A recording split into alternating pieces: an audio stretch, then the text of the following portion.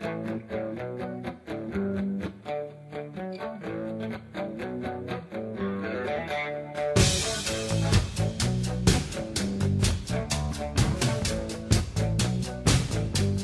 we're back with Cheney Mason discussing the Casey Anthony trial and his new book, Justice in America. Cheney, I know that I read in the book your various attacks on the prosecution and the judge. Ultimately, you got Strickland out of the case, and there was this judge named Perry on the case who was a really obstructionist in the case. Tell us how the prosecution obstructed justice. I know they hid. Did they hide the names of those volunteers? I know you were trying to get the names of volunteers so you could prove to this jury that area had been searched. So let's talk about that a little bit. And what other areas did you say the prosecutors just broke the rules, if you will? Well, let's start with the searchers. There was a company brought in called Texas EquiSearch that allegedly volunteered its services to come in and lead the horse-mounted and foot-mounted posses to try to search everywhere in Florida or otherwise to find this child. And everybody said, well, great, wonderful, come in and help. And as a matter of fact, the Sheriff's Department helped fund them. They gave them $30,000. And then they asked for volunteers. Didn't necessarily let everybody know that volunteers had to pay $25 fee to join. So there was a moneymaker for that company. Well, they had searched everywhere and had not found anything, and they had searched the very specific area off of Hope Springs Drive where ultimately the meter reader was successful, and they had found nothing. I wanted to know who these people were because from the very first learning, my very first learning of the exact facts, the evidence, it was improbable. I would not believe that the remains could have been there all that time and not found with the intense search that was going on. And I talk about intense search. Those who watch, your listeners that watched it on TV, know the area was just saturated with people. I mean, you know, the only thing that wasn't out there was people selling cotton candy and hot dogs. But there were literally thousands of people searching, a 2-block area. Well, so I knew something's wrong here. This is just not right. Who were these searchers? And so, as it turns out, the prosecutors had been forced into actually looking at the list and trying to give those names as part of our discovery rules in Florida. And Ms. Burdick had allegedly looked through the Texas EquiSearch files, and she claimed to the judge that they had only found 32 people, 32 of the thousands of volunteers that had searched the area. And I didn't believe that at all, and wanted to know the names and so forth. And they fought us on doing that, as Texas EquiSearch didn't want to give it up. The prosecution now was in bed with them to try to keep us from finding people, because the last thing in the world they wanted us to do was be able to find a credible witness, just one, much less a whole slew. They could say, yes, in trial, yes, Mr. Mason, I searched that exact area, that 17 feet, 4-inch area and more, and there were no remains there. They couldn't stand that, because to prove that fact absolutely proved that Casey could not have put the child there. So they fought us on that. And it took motions and an order and so forth, and finally to get to be able to view this Texas EquiSearch stuff. Ironically, a lawyer that had volunteered and tried to inject himself in this case to represent Casey's parents was now representing Texas EquiSearch. And so they arranged to have these files by court order delivered to that lawyer's office so I could come down and look at them. And I went down to go through the files, and after about 10 minutes of looking at files, lo and behold, I look up, and there's the ever-present television camera crew looking through the glass doors of this little conference room to film me watching the files and looking at them. They had taken files away from us. They had said we could have these boxes to look at. And the first box I choose to look at, the guy that's with Texas EquiSearch, who'd been allowed to sit there and observe everything, says, "No, you can't look at that one. That's confidential." I said, "What the hell? This is why we're here." Took it away. Pull the second box, and "No, you can't look at that one either." And I said, "Well, what's the point in us being here? We can't look at it." Well, I started going through the one that I was allowed to look at before we were interrupted by the television people, and I identified from the records that were there another 61 people that had searched that area. So we had the state saying 32. I found 61 and knew there were more. And so we kept going, and I was able to get the judge to allow us to have an inspection of all of these boxes, the ones they tried to hide from us. And we did it in the courthouse with a special master, a former county judge, to oversee it, make sure we were behaving ourselves. And the Texas EquiSearch people and representatives and me and Liz Fryer, a young woman working with me on the case, and a couple of investigators, we went through the files one at a time. And ultimately, we identified people that had previously been withheld from us, well in excess of 150 new additional people that had searched the area or appeared to have searched the area. So we started calling them from the courtroom. And needless to say, of course, during the middle of the day, there are folks that have jobs and not there to answer the home phones, or they're in school or whatever. But we did get answers from a lot of people. And the simple question was, I would say, the person answered the phone, "Good afternoon, my name is Cheney Mason. I'm calling from the courtroom and regarding the Casey Anthony case, looking at documents and records, that it appears that you searched for Texas EquiSearch. Is that true?" And they say no. Then I say, "I'm sorry, we made a mistake." If they say yes, next question: "Did you search the area of Suburban Drive?" And they said no. "Thank you very much. Goodbye." They said yes. "Great. Thank you. We'll be in touch with you." That's all we were trying to do, just to identify these people.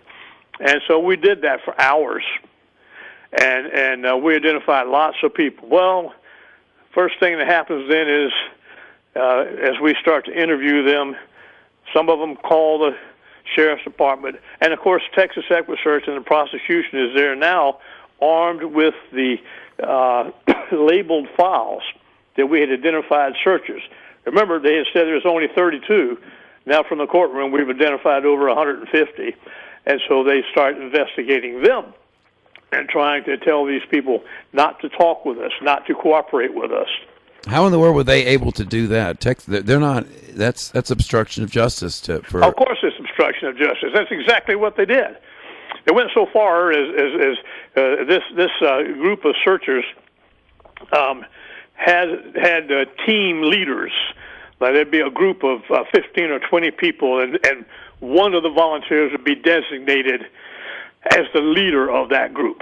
And everybody that searched would have their name and their identity, that they were doing, for the search. And so, as we pulled the files and identified these people, well, so now the Texas people knew it, and the prosecution knew it, and they start sending their investigators to talk to these people.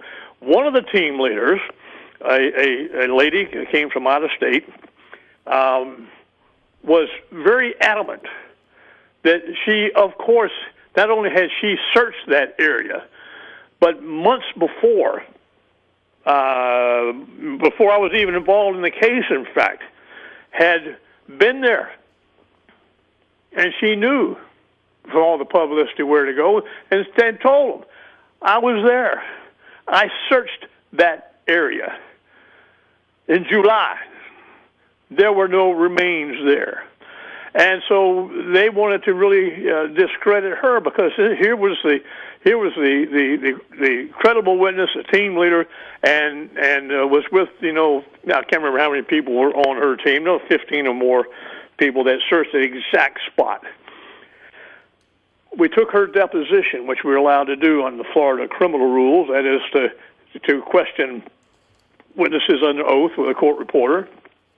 In her particular case, we did it by Skype because she was in New York and she had a lawyer up there, a well-known, extremely good lawyer named Ray Brown. And so we had her on the Skype and we were questioning her, and the prosecutor just couldn't accept it, just didn't want to believe that they may be wrong.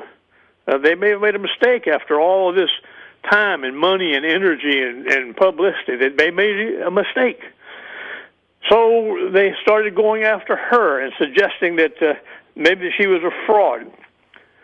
Well, she had some of the documents, and of course the prosecution was saying, well, you know, these documents don't exist because after all, we went through those files and it wasn't there. And I'm saying, well, we went through the files and there it was, and here she is.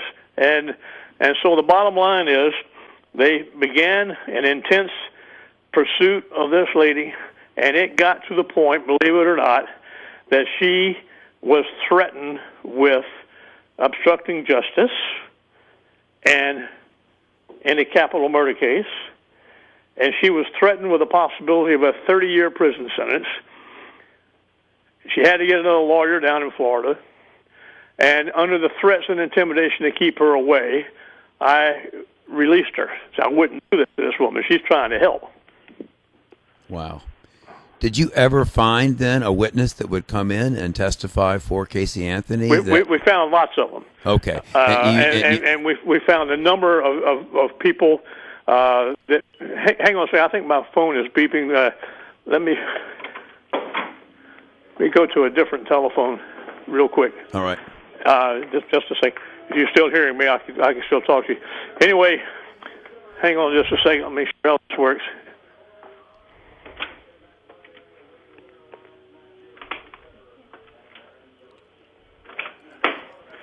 Hang on, I'm so sorry. Hang on just a second.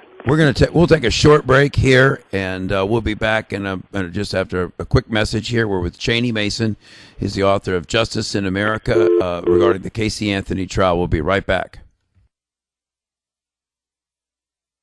Fink's Car Care, with locations in Chesapeake and Portsmouth, is your dedicated Tire Stars dealer. At Fink's, their experienced staff specializes in brakes, steering, suspension, tune-ups, oil changes, and much more. They also handle rebuilt engines and transmissions, and they're your destination for tires, rims, and towing as well. Fink's is located at 2236 South Military Highway at 2711 Victory Boulevard. For more information, log on to finkscarcare.com or call 545-3573.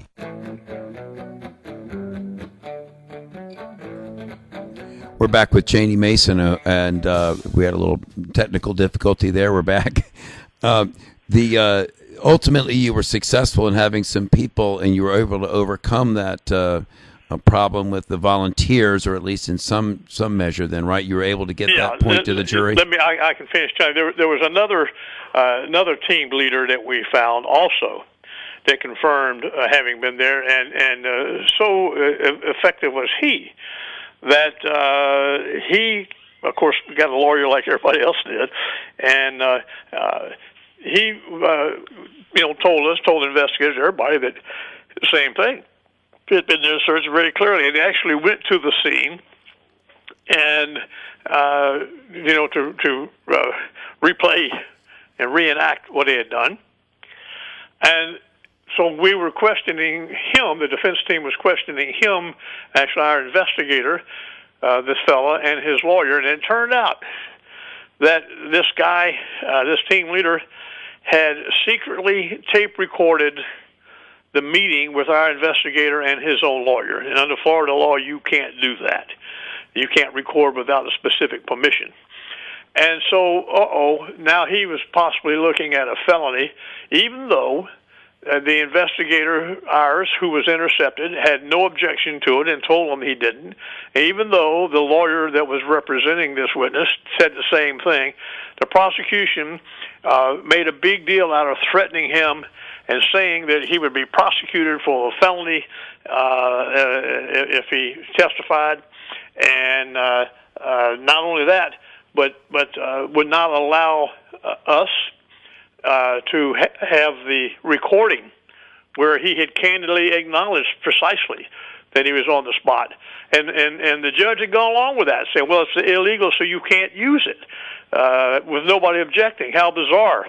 Well, it turned out during the trial, when he testified, I asked him a question. I can't even remember what it was right now, but in a surprise answer both to me and to his lawyer, on the witness stand, he took the Fifth Amendment, which, as you know, that's a bomb, and because he was still afraid of being prosecuted. Well, now, for telling the truth about the fact that the Kaylee's remains were not where they said they were when they said they were. And who from the prosecutor's office was making these threats? The actual lead prosecutor in the case, or somebody else from their office? Or No. The one's in the case. What's her name? Linda Burdick. And you'd had some cases with her in the past. Had you known her to be this kind of win-at-all-costs prosecutor prior to the Casey Anthony trial? No. As a matter of fact, I've had several cases before with her, and she was always, in my judgment, straightforward and tough. Now she's hard. She's nobody's pushover, but she was, and as far as I know, unless I was completely fooled, and it could have been, she was straightforward and professional and no problems. But this was look, having the guy and or this other woman and other specific people at the scene at the time, unconnected with the defense in any regard whatsoever, saying, I was there, that's the exact spot, I've been there again, I've got pictures of it, there are no remains, that would destroy their case entirely. Well, I have to tell you that I strategized on this as the case developed, and I could see that the prosecution, there was nothing that they were going to be able to do. They thought they had it won. I didn't. I knew there were big holes in their cases, and I made a decision and was able to convince my co-counsel that, wait a minute, I don't want to parade these people through here. I didn't need to. I'd already had the prosecution witnesses admit to all of the searching, as I said earlier, by horseback and all-terrain vehicles and armies on feet and television people and investigators, all these hundreds and hundreds of people that they had inadvertently really had to reveal were exactly searching the area. Why in the world would I then will subject some of these individuals to the retribution of the government and not know how they might back up because of the pressures? And I said, you know what? We don't need to do that. So the evidence, but their own evidence proves that she was in jail. And their own evidence proves that all these people searched the area, and their own evidence proves it was 17 feet and 4 inches from the road. I'm going to let the jury deal with that, and that's exactly what it is. So you never had to call any of these witnesses yourself. You just rested on the fact that the government had already presented all this evidence in their case. That's correct. The forensics in this case. You devote some of your book to this. There was a lot of, and you call it junk science, and we've talked about Fry Rule and Daubert and all this other kind of legal stuff that most people don't give a hoot about. Junk science, I guess people understand that. What do you mean by? Tell us a little bit about the forensics in this case, the science that was brought in, and how the government used that in an obstruction of justice form. Well, let's see. I don't know. It just comes to my mind to talk about hair. The theory was, by the prosecution early on, that this child's remains were driven around in the trunk of Casey's car for some period of time and decomposed and had this incredibly pungent, foul odor. And so they wanted to try to prove that that was the case. And among various things they did, of course, was to search this car and see what they could find. Well, they found a hair in the trunk of the car that was consistent with being either Kaylee's or the defendant Casey's or grandmama's. And they found one hair.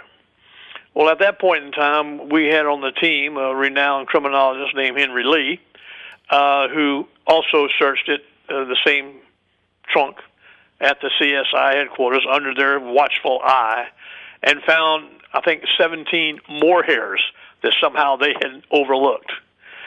And so we say, how about that? Because they then went on in the junk science to try to say that one hair that they found had what's known as a banding. Under their theory, not proven yet, not established in science at all, but nevertheless, an investigation ongoing with the FBI, that in some circumstances, a dead hair or a decomposing body hair will have a dark ring around it near the follicle. And they found one hair that looked like it had that ring around it or something similar. No accepted science about what it means, but only one hair out of 17 had it. And so the theory was, well, oh gosh, they got that so they can prove that this child's remains were in there. Well, that's totally inconsistent with everything else, like saying, the child had been disposed of and wrapped in canvas and in a plastic bag and so forth. So that just is one raise your eyebrows. How come they found one hair and we find 16 more, and only the one they found purports to have this banding, and none of the rest of them did? And it's never been accepted or admitted in court before. That was just one of the things that caused a great problem forensically. The other one was the whole mystery about the odor. You may remember that the very thing that started the whole case was Cindy Anthony, Casey's mother, being mad at where Casey is and where the car is and where the little girl is. Got a hold of Casey, got her home there, and then called the police and says, "Look, it smells like there's been a damn dead body in this car," as if she would know what a damn dead body smells like, because that's another issue. There is no such thing as a unique smell to bodies. I'll talk about that in a minute. The bottom line is the cops came, and so everybody, the search is on, and they're now excited about what's going on here. There's a missing child, and there's an odor of death and so forth. But the responding deputies came and smelled nothing, and had to testify that they smelled nothing, even though they are by predisposition and suggestion there to look and try to find, evidence of odor of decomposition. They smelled nothing. 3 of them smelled nothing. They take the car and impound it to the CSI garage where it can be searched and more and so forth. And one of the CSI fellows there said, "Let's get air samples." He had read an article about this guy from the Body Farm in Knoxville, Tennessee, and had some method of trying to determine the presence of human bodies based on smell.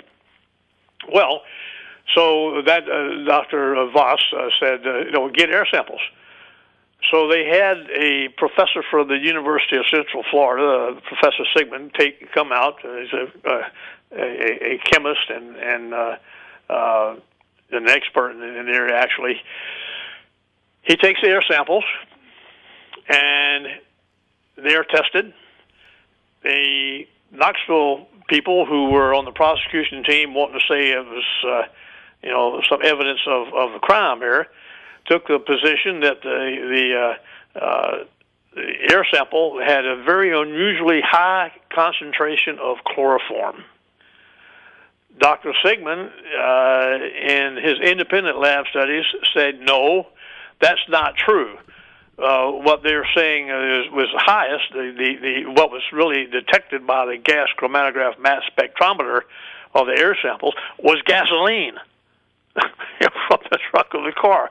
Well, that started the idea. Well, no, they've got chloroform, so now the prosecution's imagination runs wild, and they could never make up their mind. Was the child killed by being chloroformed, or was the chloroform there because of the deterioration of the body? Well, the unassailable scientific forensic evidence is that chloroform is a very volatile chemical. That means it evaporates rapidly. And their expert, when I took his deposition, told me that putting this dish between us on the deposition table, if they put in some chloroform in there, that it would be completely dissipated and evaporated in a matter of seconds or a minute. Now we've got people saying that there is traces of chloroform in the air of the trunk of a car 6 months later. And another expert saying, no, it was gasoline. Well, not to be deterred by that, the prosecution having a theory and a hammer on that square peg they want to jam in their round hole, they went out and bought another car from a junkyard in Knoxville, Tennessee, the exact same make, model, and year as the Anthony car. They want to test it and test the carpet fibers to see whether there's evidence of chloroform in there, like they were saying was in the trunk of Anthony's car. And guess what? They got the same reading. So it's a hell of a coincidence of people running around the country throwing bodies in the backs of these cars to deteriorate. It's just ridiculous. And that was some of this junk science. This from a guy, their expert, who also claimed that he had, in developing this science about detecting odors, he personally had the ability to detect the presence of buried bodies by taking an ordinary coat hanger and bending it like a divining rod from the old days of searching for water in Oklahoma's Dust Bowl. And then he could take that coat hanger, bend it, and walk around and find a damn body. This was the state's forensic expert on this odor stuff. Can you imagine? Well, you went from Judge Strickland that you had knocked out of the case, and then you ended up with Judge Perry. Yeah. And of course, as those out there may know, judges have a lot of power over a trial. They could determine whether or not this kind of junk science comes in or not. It's called the Daubert rule, and Cheney's probably going to explain that a little bit to us in a minute. But tell us a little bit about Judge Perry and the procedure in this case, because how in the world I know that I've read Richard Gabriel's book about this. I know that that Orlando obviously was not a good place to have this because of the pretrial publicity about it. You ended up moving to change venue in the case. Tell us a little bit about Judge Perry, the change of venue, and how he handled all of this. Well, interestingly enough, I had tried another case with Judge Perry, 2 counts of first-degree murder, that there had been some pretty adverse publicity about, not nearly like this one, but nevertheless some. And we changed the venue, that one, and moved the case to Tallahassee. So he and I had experience in first-degree murder cases in changing venue. The saturation of the news media and the publicity on the Casey Anthony case is unparalleled. A lot of people talk about O.J. Simpson's case, which was more. The fact of the matter is there was far more with Casey Anthony because in 1991, the O.J. Simpson case, the social media bloom had not happened. And so all the publicity surrounding this was not just the regular network and cable TVs, but all the social network. So we had huge exposures to that. And so knowing clearly that with multiple broadcasts every day, 7 days a week, month after month, condemning Casey and asserting her guilt, there was just no reasonable way to expect to have a fair trial in Central Florida. And Judge Perry, having experience with me in moving venue before on a whole lot less, also had no trouble. He knew there's just no way. I mean, there are plenty of judges that would make you have to go through all the hoops about it because they didn't want to be inconvenienced by a change of venue. But Judge Perry came up with a hybrid.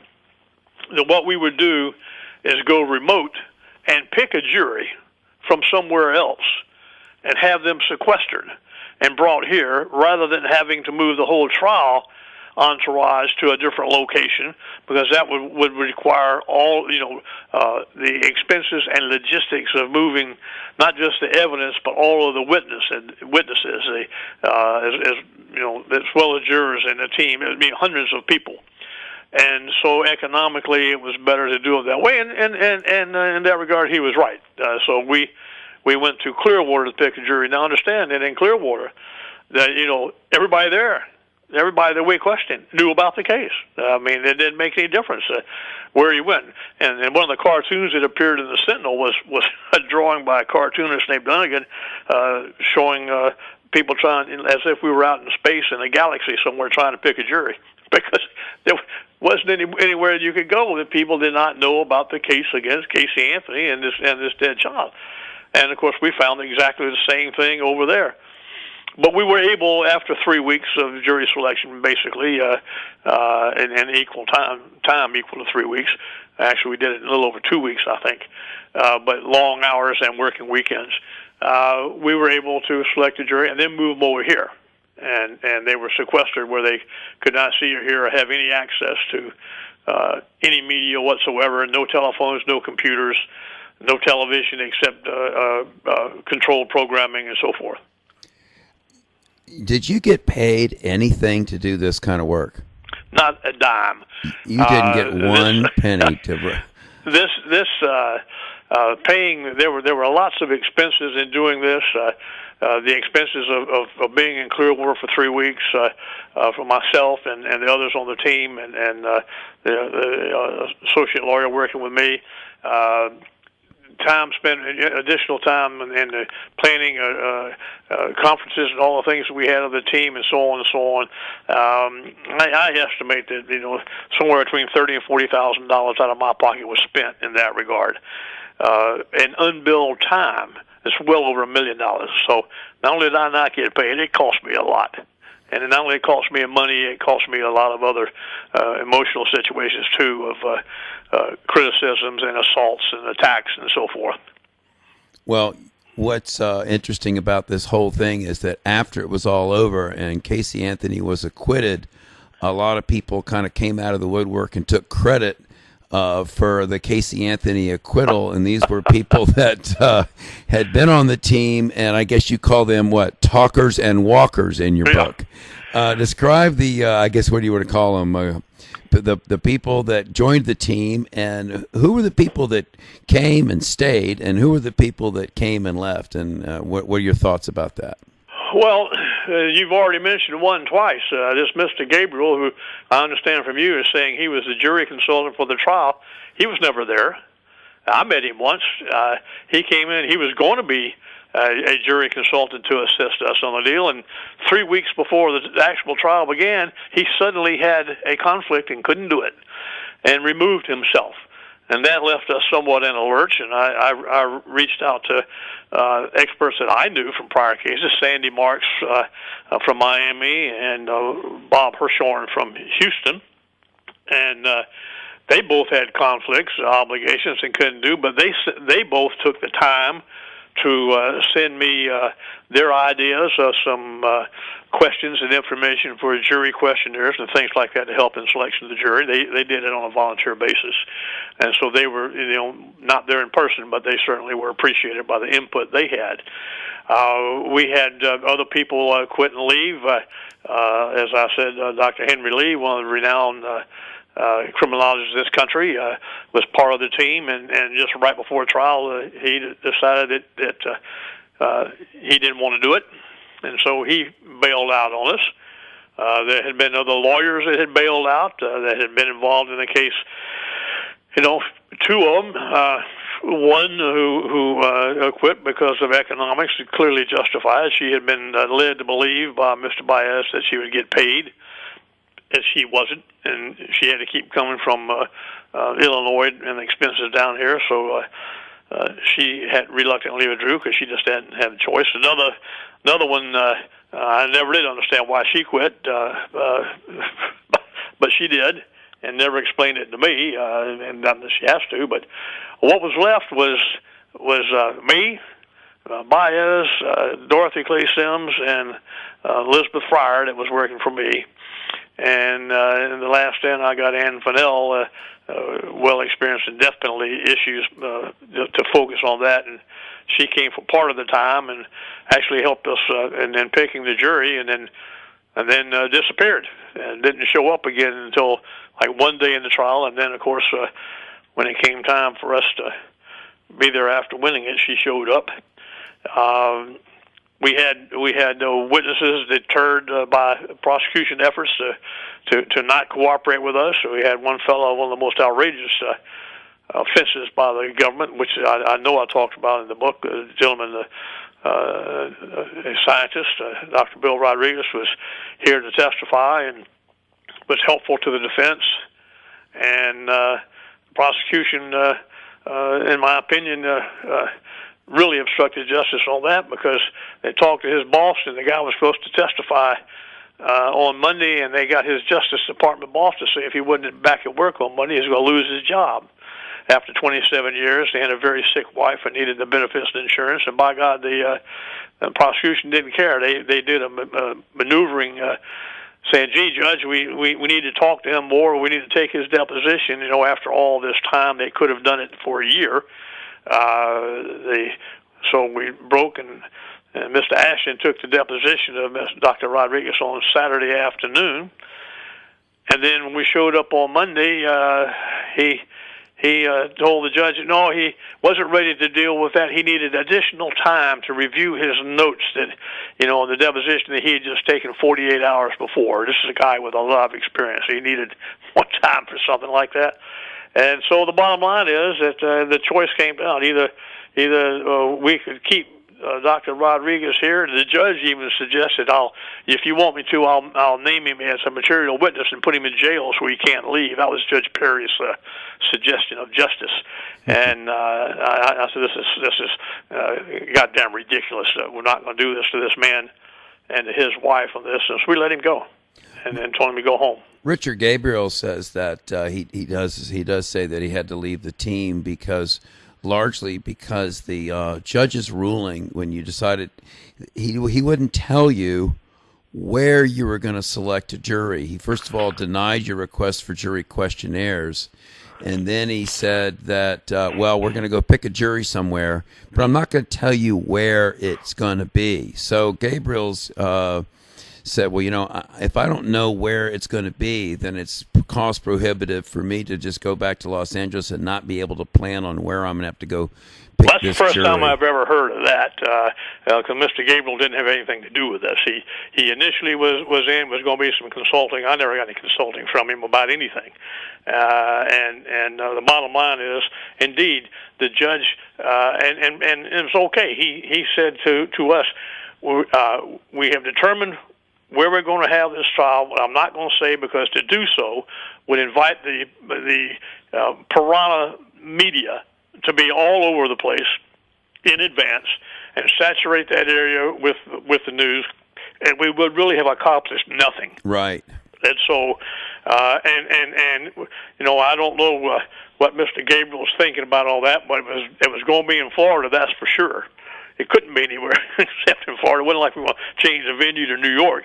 The venue can only be in the same state.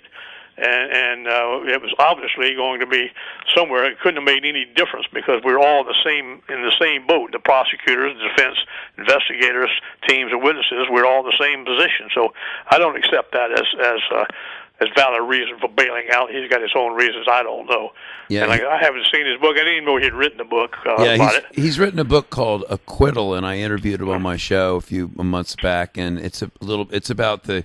It's got the Casey Anthony trial as one of the chapters. He consulted on O.J. Simpson and Richard Phil Spector and some other cases.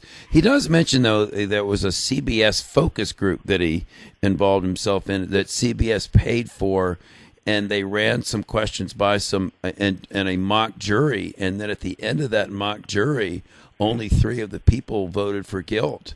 Are you aware of that little kind of a mock jury that he conducted for CBS as that was prior to the trial, prior to jury selection? Yes, I am, and I don't. I've really only hearing from you. Don't know what Mr. Gabriel's involvement with that was, and I really don't care. I know that he did not participate in the trial in any capacity. I know that he never met or talk to Casey Anthony and had anything to do with the rest of it. So I don't know what all he did or didn't do. There was a focus group that they had gotten together on that, and actually, in reality, I'm pretty certain that was before I was even on the team, so I had no involvement with him. Yeah, that was early on. By the time it came to actually get down to selecting the jury, he wasn't there to help. Not selecting it, and not for weeks before. And now, when you went to trial, and you had Henry Lee, and he's famous from the O.J. Simpson trial as well. When you ultimately went to trial, we were talking about junk science earlier, and I'm not going to give away. People just need to read the book. I don't tell everybody everything about the book because there's so much here that we just kind of scratched the surface. As it's not a really long book. Your book really contains a lot of for a relatively it's not a hard read, and you have a lot of really good, interesting information in it. But there was a lot. What's this about the duct tape? I know that there was. Well, that is a long story of involvement. The bottom line is the claim by the prosecution was that when the skull of this child was found, that there was duct tape across her face. That's not true. There was duct tape that was adhered to some of the hair on the skull and it had fallen down. It's called slippage. And if you moved it or repositioned it, you can make it look like anything you want. Here's the problem. The meter reader, when he went back in December for the final find, he testified, and it's very graphic, that he had used his meter reader stick tool and then reached down and put it in the eye hole, the upper socket of the skull, and lifted it off the ground several feet, and then dropped it back. Now, after the medical examiner investigator gets there and the cops are there, they claim that the skull was embedded in mud and that the tape was across the face, all in position to show that she could have been suffocated by this tape. Well, that's not true. And so it can't be both ways. Somebody's lying. And the bottom line is that I don't believe for a minute that the tape could have been there because of lots of reasons forensically. There was absolutely no evidence adhered to the tape of any skin or fatty substance or flesh or anything that would be of value related to the skull that there would have been if the tape was across there. Number two, in the prosecution's theory of trying to make it look like the tape was the murder weapon. Remember, they can't get it straight. Was it chloroform or was it tape? And so they wanted to try to say that the tape could have been placed across this child's face in such a manner as to close off her nostrils and her mouth at the same time. And that's just a theory, I guess. Right. So as we presented, emails between the law enforcement groups about this, wanting to know, did you have photos of this? Did you take measurements? Because they wanted to try to put this square peg in a round hole. And the response was, no, but we'll just tell them we never took the pictures. Right. No, hello. More obstruction of justice. That's obstruction is criminal. And so, yeah, that was the answer. We'll just tell them we didn't take the pictures. Well, okay. So then, of course, in a very melodramatic... and this was the forensic lab, right? Pardon? Who was it? This was the forensic lab that was going to say we didn't take the pictures. That'd be correct. This is just incredible that well, it's not knowing what I know, but I mean for average people out there. It's worse than that, Jordan, because the prosecution brought in this professor, again from the University of Florida, an anthropologist, and he had taken a computer and morphed a picture of the child and a picture of the skull with the tape position the way they wanted to do that, and morphed it so it looked like, here's the picture of the child with tape across her face. A dramatic, non-scientific presentations solely to inflame, and by God, the judge, over objection, let it in. It was the most ridiculous type of thing I had ever seen. Of all the things that were allowed into evidence over objection, this probably was the most glaring worst. Because if that case, you can create anything you want to. You can Photoshop, you can make photos, you can do anything you want to, and the judge said, we'll let it in. We'll let it in. It'll help the prosecution. I'll never forgive him for it. I've got three more subjects that I want to go over before we close here. We've just got a few minutes left. Number one, the fact that the Attorney General of Florida actually came onto a national TV show and opined that Casey Anthony was guilty before she was ever tried. Number two, that Judge Perry, after the verdict, came on the Today Show and had his opinion that he thought that the jury verdict was wrong after they'd acquitted Casey Anthony. And my third question to you, point I want to, because I like to address all three of these, is when you became aware of this very glaring problem with the government case, when the discovery of the body and the timing of it, the meter reader and so on, did anybody in the media ever question the government's evidence? I mean, was there ever anybody that said, wait a minute, this is a smoking gun that says she's not guilty, or that they can't prove the case? Was there anybody out there, in fairness to the media and anybody, that actually said, wait a minute, let's reserve judgment in this case? There were two that I think pretty well hit on that, but it never got aired a lot. One of them was a local affiliate for Fox TV, a reporter named Holly Bristow. She had talked about some of those issues with me, but nothing was ever aired by it. The other one was Gene Casares from CNN. Who is also a lawyer. I don't know if you know Jean or not, but she's covered several trials that I've had, and she understood there were some questions about that. Go back to the first. Pam Bondi did in fact go on national TV. They had her face She's there the Attorney with the General caption of Florida. below it.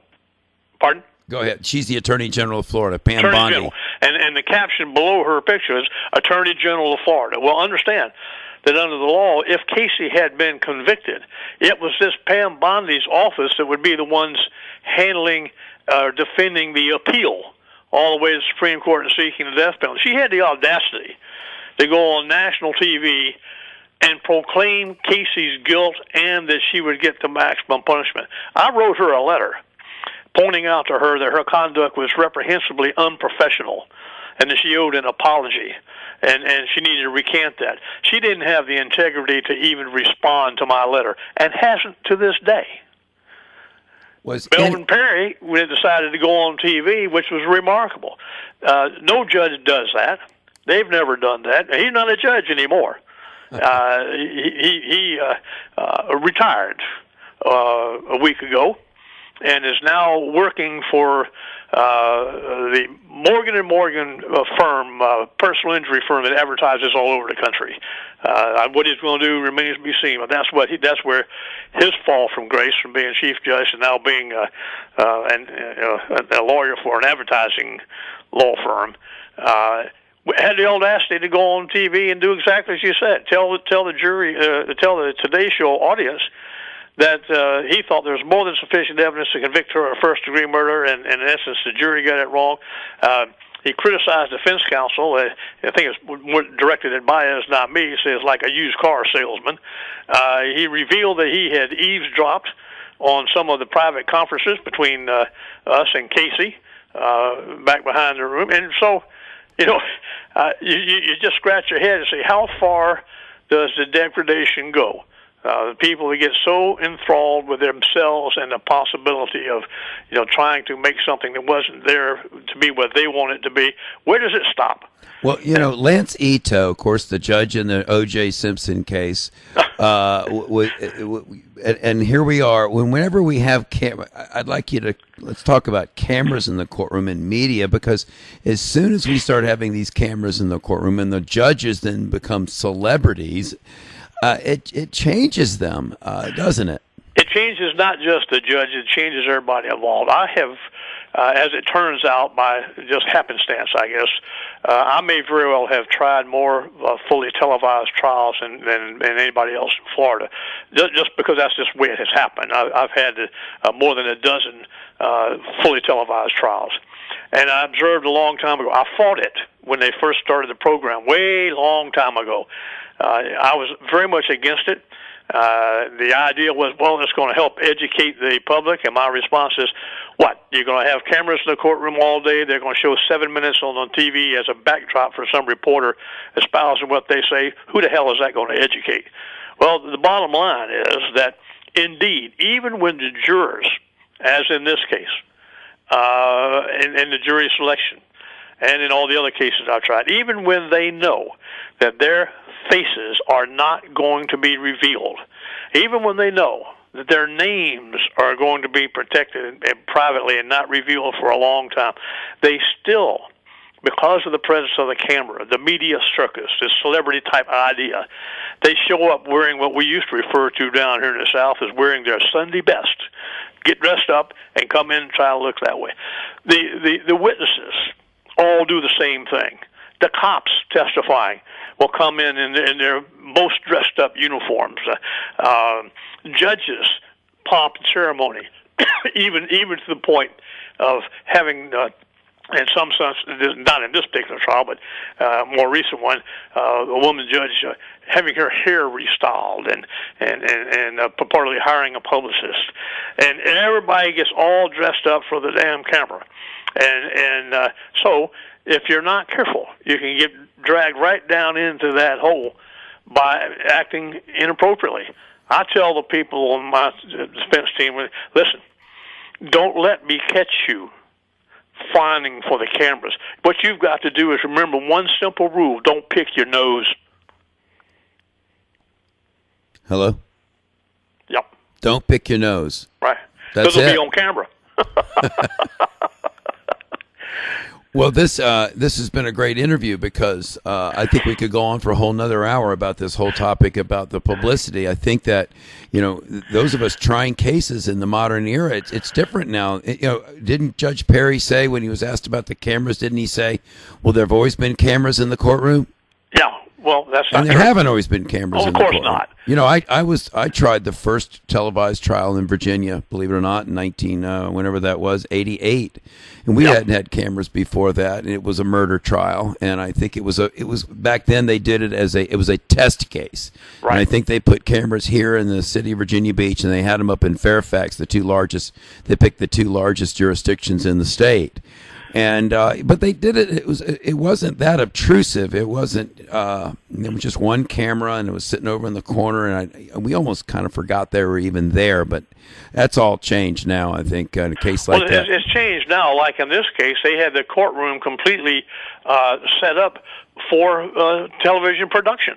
The cameras from every angle, and the whole team of engineers and masterboard people operating. Which camera was given the feed and which wasn't. They had them in front of you, they had them beside you, they had them behind you, they had each direction, everywhere. There's no way you could avoid it. Even to the point, I think I may have told you or talked about in the book.